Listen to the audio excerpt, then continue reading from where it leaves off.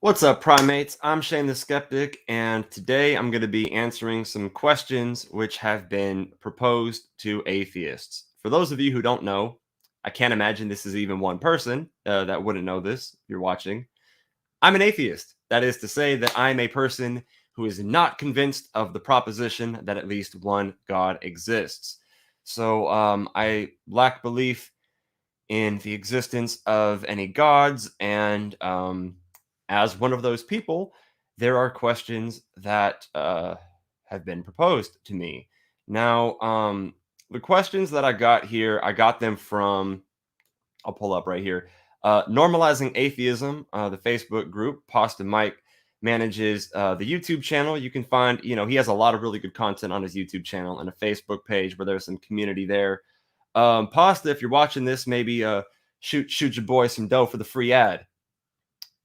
No, I'm just playing. Yeah, so I'm gonna be looking at these questions and just sort of, addressing them, answering them. Some of the questions consist of multiple questions, so it's not really 10 single questions, but that doesn't really matter. So, with all that out of the way, yeah, let's get into it. Let's go for it. Question number 1: Are you absolutely sure there is no God? If not, then is it not possible that there is a God?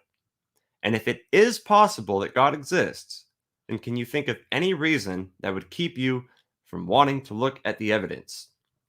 Okay, so am I absolutely sure there is no God? No, there are only two things that I am absolutely certain of. The first would be that I exist, and the second would be that I am experiencing. Somebody could argue that, maybe the multiple different things that I'm experiencing would count as different, I don't know, things to be absolutely certain in. I would just reduce it to the two. I'm absolutely certain that I exist. I'm absolutely certain that I experience,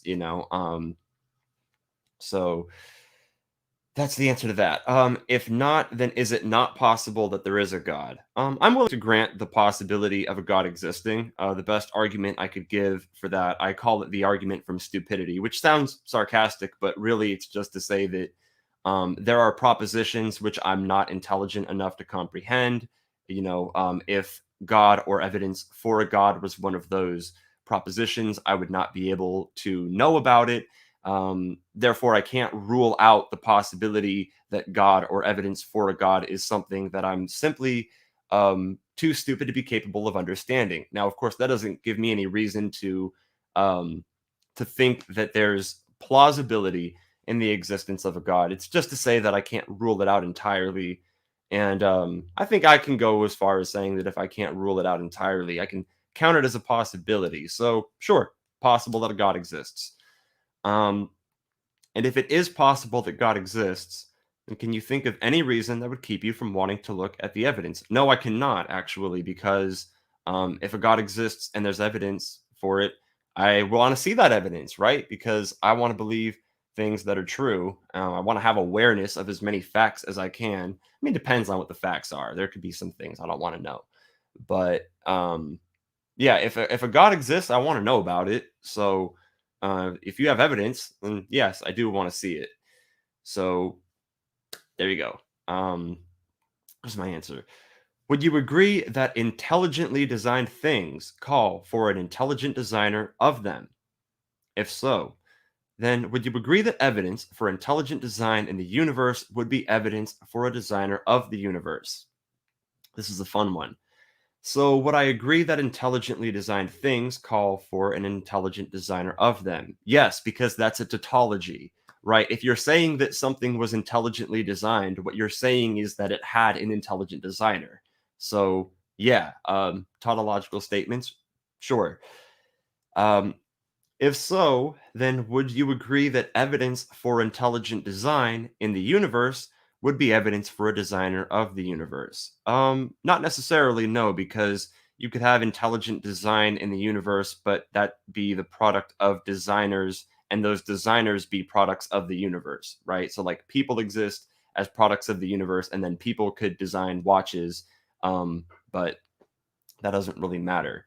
Um, but if what they mean is like if you see design in the universe, maybe not just here on Earth, but like if you saw design in the teleology of the universe, like say it's a teleological argument, well, again, if it's evidence of intelligent design, then it entails a designer, sure. The question is it evidence of a design? Because people, what they like to do is they make this argument that the universe is a design and therefore it has a designer. Saying it's a design is saying that it has a designer. So you're not establishing an argument. All you're doing at that point is just repeating your position. Let's see, that was the question. I'm gonna scroll down a little bit. Or I'll go to the third one before I go to the tab and scroll down. Would you agree that nothing cannot produce something? I don't believe in the concept of nothing, so I think I agree. Nothing cannot produce something. I think that I agree. If so, then if the universe did not exist, but then came to exist, wouldn't this be evidence of a cause beyond the universe? So I personally don't think the universe ever didn't exist. I think that I accept the existence of necessary truths. I think necessary truths themselves are contingent upon something, some reality, right? So I think maybe the existence of something is a necessary truth. Necessary truths are truths that could not have been otherwise. So, if I'm not mistaken, I think that nothingness would be like a logical impossibility. That would be seen as a bold claim, but I think that you could logically justify that. But let me go to that tab and just scroll down a little bit. Okay. Would you agree with me that just because we cannot see something with our eyes, such as our mind, gravity, magnetism, the wind, that doesn't mean it doesn't exist? Oh, sure, there are plenty of things that exist that I can't see. Smells, sounds, heat. Yeah, can't see them, yet they exist. There are other ways in which I'm able to observe them. That isn't to say that their existence is dependent on my observation of them, but I have reason to think they exist because I have methods of observing them. My vision is not the only methodology of arriving at information. Uh, would you also agree that just because we cannot see God with our eyes does not necessarily mean he doesn't exist? It's pretty much the same question, right? My inability to see God doesn't entail the non-existence of God. So, sure. In the light of the Big Bang evidence for the origin of the universe, is it more reasonable to believe that no one created something out of nothing or someone created something out of nothing? This is like asking me what's more reasonable between 2 plus 2 equals 5 and 2 plus 2 equals 1.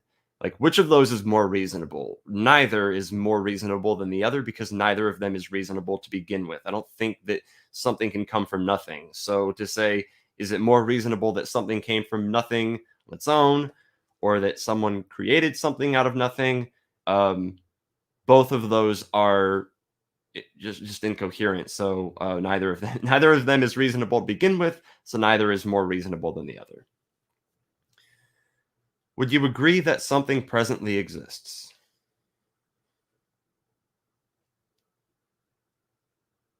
Yeah. If something presently exists and something cannot come from nothing, then would you also agree that something must have always existed? That's not what logically follows. There's a little bit of a confusion here. So if something presently exists, let's go with me for the example, right? Something presently exists, and something cannot come from nothing. I cannot come from nothing. Does that entail that something always existed? No, it entails that something that existed before me made me, but that doesn't mean that that thing that made me had to have always existed. That could have a temporal existence. All that's required is that it exists before I do. Doesn't have to have always existed. So no. Is there anything wrong anywhere? If so, how can we know unless there is a moral law? So I am a moral anti-realist, so this question is a little bit of a tricky one, a little bit of a pedantic. It's hard not to be pedantic with it, but is there anything wrong anywhere? I would say yes. If so, how can we know unless there is a moral law? Well, I adhere to an anti-realist, moral constructivist view, where I also adhere to pleasure-based moral systems with, let's throw some utilitarianism in there as my system of ethics. So we can know that something is wrong because it unnecessarily causes suffering and decreases pleasure, according to that moral system which I adhere to. So, if every law needs a lawgiver, does it not make sense to say a moral law needs a moral lawgiver?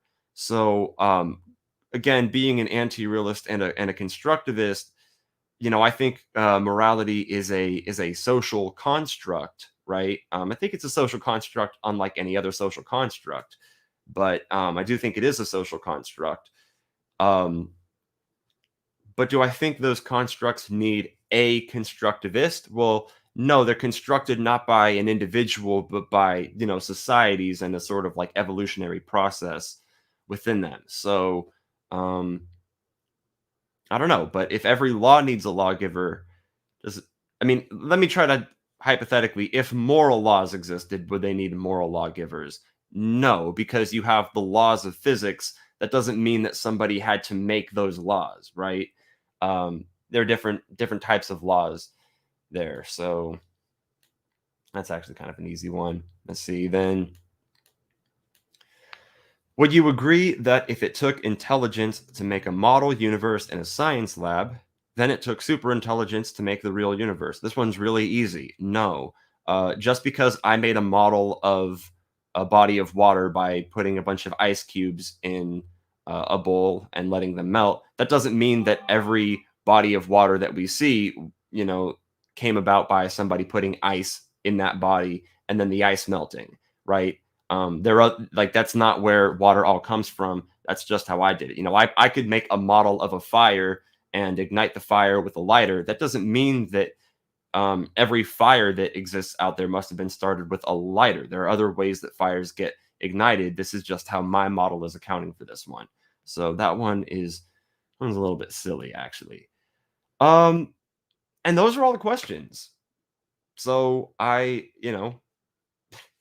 part of me wishes I could make something more of this, but that is really a lot of these are supposed to be gotcha questions. Like, obviously, a lot of these are not genuine, like pondering. Some of them kind of are, but yeah, I guess those are my answers to those really easy questions for atheists. So thank you for tuning in, everybody.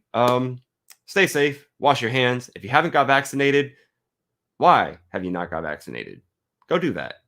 And if you already got vaccinated, get your booster. I'm being a hypocrite because I got to get my booster. I got to schedule an appointment for one. But, do your thing. Keep people